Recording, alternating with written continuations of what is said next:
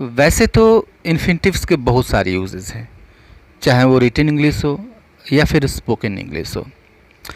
अभी इस वीडियो में हम इन्फिनेटिव्स के 4 यूजेस देखेंगे। ऐसे 4 कंडीशंस देखेंगे जिनमें इन्फिनेटिव्स का यूज़ होता है। इसके बाद मैं एक अलग वीडियो लेकर आऊँगा जिसमें मैं सभी तरह के इन्फिनेटिव्स की भी चर्चा करूँगा। मैं उनका यूज़ क्या होता है, कैसे किया जाता है, अर्थ क्या निकलता है, उन सभी पे चर्चा होगी। लॉन्ग वीडियो होगा क्योंकि डिमांड्स भी काफ़ी आ चुकी हैं मेरे व्यूअर्स के द्वारा। तो अगला वीडियो मेरा वही होने जा रहा है। इस वीडियो में हम 4 यूजेस देखेंगे इन्फिनेटिव्स के। 4 तरह से इनको यूज़ होता हुआ देखेंगे, उनके अर्थ को समझेंगे और कैसे यूज़ करते हैं इस चीज़ को समझेंगे। तो आइए बिना देरी के हम वीडियो को शुरू करते हैं। अच्छी तरह से समझने के लिए वीडियो को अंत तक देखें, मेरे साथ अंत तक बने रहें। और पसंद आता है तो एक लाइक तो ज़रूर कर दें, ये आपसे मेरी रिक्वेस्ट है। सब्सक्राइब अब तक नहीं किया है तो इसको सब्सक्राइब ज़रूर कर लें। So let's start the video. तो आइए हम फर्स्ट कंडीशन देखते हैं। फर्स्ट कंडीशन है subject plus verb plus infinitive. अब यहाँ पर देखिए कि वर्ब के बाद इन्फिनेटिव आया। यह जो इन्फिनेटिव है ये ऑब्जेक्ट की जगह है। इन्फिनेटिव ऑब्जेक्ट का काम कर सकता है, ठीक है। बहुत ही कॉमन यूज़ है, ठीक है। इससे आप भली भांति परिचित हैं, अच्छी तरह से परिचित हैं। जैसे I want to go home, ठीक है। I want to go home means मैं घर जाना चाहता हूँ। क्या यूज़ किया गया, स्ट्रक्चर क्या है इसका? सब्जेक्ट है वॉन्ट, वर्ब है, मेन वर्ब है। आई वॉन्ट टू गो, जाना चाहता हूँ। तो फिर क्या चाहता हूँ? तो जाना चाहता हूँ, ठीक है। तो वॉन्ट का ऑब्जेक्ट है यहाँ पे टू गो, यह इन्फिनेटिव है। इन्फिनेटिव ऑब्जेक्ट का काम कर सकता है।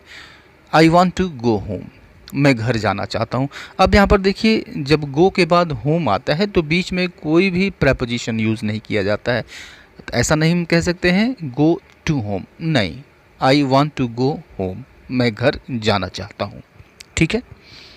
इस सेंटेंस को देखिए, she is planning to buy a house in the city. She is planning to buy a house in the city. तो अब इस स्ट्रक्चर को देखिए कि शी इज़ प्लानिंग यानी वह योजना बना रही है टू बाई, ख़रीदने का, ठीक है। और क्या ख़रीदने का? अ हाउस, घर, एक घर, इन द सिटी, शहर में, ठीक है। तो यहाँ पर प्लानिंग का जो ऑब्जेक्ट है वह है टू बाई, इन्फिनेटिव है, ख़रीदने की योजना बना रही है, राइट। और टू बाई का ऑब्जेक्ट है अ हाउस, क्या ख़रीदना है भाई? तो अ हाउस, ठीक है। तो टू बाई यह भी ऑब्जेक्ट है किसका? प्लानिंग का। और टू बाई का ऑब्जेक्ट क्या है? अ हाउस, दोनों का ऑब्जेक्ट है। तो she is planning to buy house in the city, वह शहर में एक घर खरीदने की योजना बना रही है, ओके। अब इस सेंटेंस को देखिए, you need to take a rest. You need to take a rest यानी तुम्हें आराम करने की ज़रूरत है, ओके। तो नीड का अर्थ होता है ज़रूरत होना। यू नीड मीन्स तुम्हें ज़रूरत है, और ज़रूरत है तो किस चीज़ की ज़रूरत है? टू टेक, लेने की ज़रूरत है, ठीक है। तो टू टेक यहाँ पे ऑब्जेक्ट है किसका? नीड का, राइट। और देखिए टू टेक लेने की ज़रूरत है, तो क्या लेने की ज़रूरत है? अ रेस्ट, ठीक है। यह भी ऑब्जेक्ट है, अ रेस्ट यह भी ऑब्जेक्ट है। और किसका ऑब्जेक्ट है? To take, right. तो बहुत सारे ऐसे कंडीशंस होते हैं जब इन्फिनेटिव एक ऑब्जेक्ट खुद एक ऑब्जेक्ट की तरह काम करता है। अब चूंकि यह भी वर्ब फॉर्म है तो इसका भी ऑब्जेक्ट हो सकता है, ओके, राइट। तो फर्स्ट कंडीशन देखा आपने इन्फिनेटिव का। आइए सेकेंड कंडीशन देखते हैं। जब हम subject plus verb plus object, ठीक है, उसके बाद से हम इन्फिनेटिव का यूज़ करते हैं।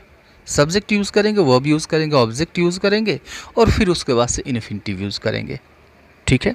देखिए, my father wants me to be a doctor. My father wants me to be a doctor. तो इसका अर्थ हुआ मेरे पिताजी चाहते हैं कि मैं एक डॉक्टर बनूं, ठीक है। स्ट्रक्चर देखिए इसका, माई फादर सब्जेक्ट हुआ, वांट्स चाहते हैं, और मी यानी मुझे, यह ऑब्जेक्ट है किसका? वांट का, यह ऑब्जेक्ट है, ठीक है। तो ध्यान रखिए कि यहाँ पर मी ही यूज़ होगा, चूँकि ऑब्जेक्ट है तो ऑब्जेक्टिव केस में होगा, यहाँ पे मी ही होगा, आई नहीं हो सकता है। तो माई फादर वॉन्ट्स मी, मेरे पिताजी चाहते हैं कि मैं टू बी अ डॉक्टर। तो टू बी मतलब हो जाऊँ, बन जाऊँ, टू बी अ डॉक्टर कि मैं एक डॉक्टर बनूँ, राइट। स्ट्रक्चर सेम है, subject plus verb plus object plus infinitive, infinitive to be. इस सेंटेंस को देखिए, I want you to do a professional course. I want you to do a professional course, यानी मैं चाहता हूँ कि तुम कोई प्रोफेशनल कोर्स कर लो। तो इसका भी स्ट्रक्चर देखिए, वांट वर्ब है और इसके बाद से ऑब्जेक्ट है यानी यू, और यू के बाद क्या आया, इन्फिनिटिव टू डू, और इस टू डू का ऑब्जेक्ट है अ प्रोफेशनल कोर्स। मैं चाहता हूँ कि तुम एक कोई प्रोफेशनल कोर्स कर लो, ठीक है। थर्ड एग्जाम्पल देखिए, I need somebody to assist me, ठीक है।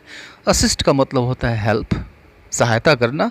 तो I need somebody to assist me, यानी मुझे ज़रूरत है समबडी, किसी की, टू असिस्ट मी, मेरी सहायता करने के लिए, या फिर मुझे ज़रूरत है कि कोई मेरी सहायता करे, ठीक है, राइट। सेम स्ट्रक्चर है, verb plus object plus infinitive, right. और इस सेंटेंस को देखिए, I advise her to consult a doctor as soon as possible.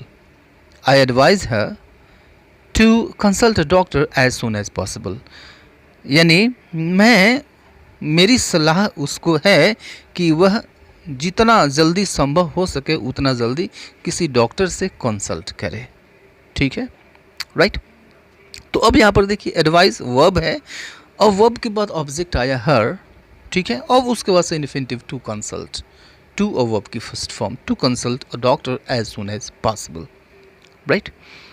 तो this was the second condition when we use infinitive after an object, right. Let us go towards the next structure, next use of infinitive, next condition of use of infinitive, ठीक है।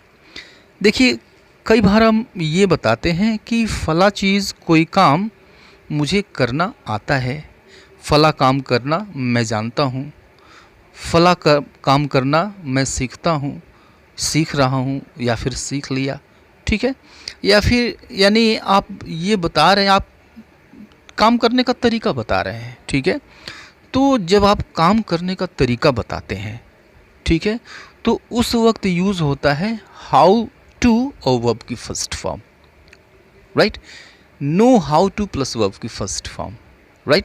तो हिंदी में क्या होता है, हिंदी में जानना आता है, सीखना आता है, या फिर आना, ये शब्द आते हैं तो नो हाउ यूज़ करते हैं, उसके बाद से इन्फिनिटिव यूज़ करते हैं। जैसे देखिए, I know how to drive a car, I know how to drive a car, ठीक है। तो आई नो इसका मतलब मैं जानता हूँ, how to drive a car यानी कार चलाना, मैं कार चलाना जानता हूँ, ठीक है। तो आप कार चलाने का तरीका जानते हैं, आप तरीके की चर्चा कर रहे हैं। तो जब आप किसी चीज़ को जानते हैं, सीखते हैं, या फिर कोई चीज़ आपको आती है, तरीका आप बता रहे हैं, ठीक है, तो उस वक्त हम हाउ टू और वर्ब की फर्स्ट फॉर्म यूज़ करते हैं, ठीक है। तो ऐसे इस तरीके से अगर आप इन्फिनिटिव का यूज़ कर रहे हैं तो बिना हाउ के यूज़ नहीं कर सकते, ग्रामेटिकली वो रॉन्ग होता है, ठीक है। स्पोकन में भी यूज़ नहीं होता है, स्पोकन में भी हम हाउ लगाकर ही यूज़ करते हैं। तो I know how to drive a car, ठीक है। आप ऐसे नहीं कह सकते I know to drive a car, तो मतलब तो निकल रहा है वही कि I know to drive a car, यानी मैं कार चलाना जानता हूँ, मतलब तो निकल रहा है। लेकिन इसको न तो स्पोकन में बोला जाता है और न ही रिटन में लिखा जाता है, इसको बिना हाउ के इसको नहीं लिखते हैं हम, ठीक है। एक और एग्जाम्पल देखिए, do you know how to deal with such a person, do you know how to deal with such a person, ठीक है। यानी क्या तुम जानते हो कि ऐसे व्यक्ति से किस तरह से डील किया जाए, किस तरह से निपटा जाए, ऐसे व्यक्ति से निपटना तुम जानते हो क्या, ठीक है। तो ये भी तरीका बता रहा है, यानी ऐसे व्यक्ति से निपटने का तरीका क्या होता है, तुम जानते हो क्या, ठीक है। तो ये भी तरीका है। तो हाउ टू डील, हाउ के साथ हम इन्फिनिटिव यूज़ करेंगे, हाउ टू डील, हम बिना हाउ के इसको भी नहीं लिख सकते हैं, ठीक है। इस सेंटेंस को देखिए, he is learning how to swim, he is learning how to swim. यानी वह तैरना सीख रहा है, ठीक है। या फिर ऐसे कह लीजिए वह सीख रहा है कि कैसे तैरा जाए, दोनों का मतलब एक ही है। तो हम ऐसे नहीं कह सकते he is learning to swim, वह तैरना सीख रहा है, नहीं, he is learning how to swim. तो बिना हाउ के हम इसको नहीं लिख सकते हैं।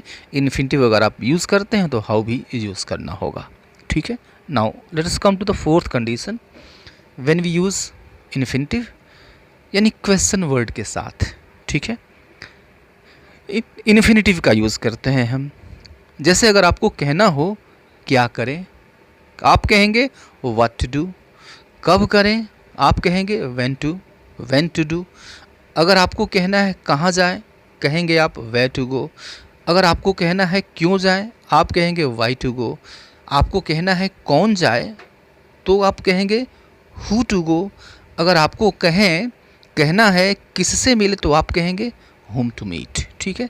अब ये जो फ्रेजेस दिख रहे हैं इन्फिनिटिव के साथ, ये दूसरे सेंटेंस में ये आएंगे, सेंटेंस के अंदर आएंगे। कैसे आएंगे देखिए, I don't know what to do, ठीक है। I don't know what to do यानी मैं नहीं जानता कि क्या करें। तो अब यहाँ पर व्हाट टू डू इतना कहना काफ़ी है, ठीक है। I don't know what to do, मैं नहीं जानता कि क्या करें, ठीक है।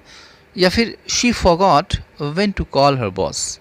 She forgot when to call her boss यानी वह भूल गई कि बॉस को कब कॉल करें, ठीक है। तो when to call her boss, अपने बॉस को वो कब कॉल करे, यह वह भूल गई, ठीक है। तो पूरा सेंटेंस लिखने की कोई ज़रूरत नहीं है आपको। इस कंडीशन में आप क्वेश्चन वर्ड लिखिए और उसके बाद से इन्फिनिटिव का यूज़ कीजिए। उसके बाद शेष हिस्सा अगर बचता है तो लगा दीजिए। इस सेंटेंस को देखिए, nobody told me whom to meet. Nobody told me whom to meet यानी किसी ने मुझे नहीं बताया कि किससे मिलें, okay. Nobody told me whom to meet. और एक और सेंटेंस लीजिए ताकि यह जो कॉन्सेप्ट है यह बिल्कुल क्लियर हो जाए। We have not decided yet whom to invite.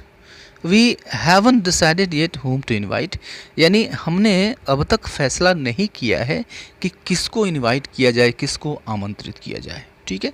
तो ये 4 कंडीशंस थे इन्फिनिटिव के यूज़ होने के, और ये बहुत ही इम्पॉर्टेंट चीज़ें हैं और स्पोकन के लिए तो ये बहुत ही ज़रूरी हैं, लेकिन रिटन के लिए भी कम ज़रूरी नहीं है। तो अभी के लिए इतना ही, मिलता है नेक्स्ट वीडियो में, तब तक के लिए goodbye and take care.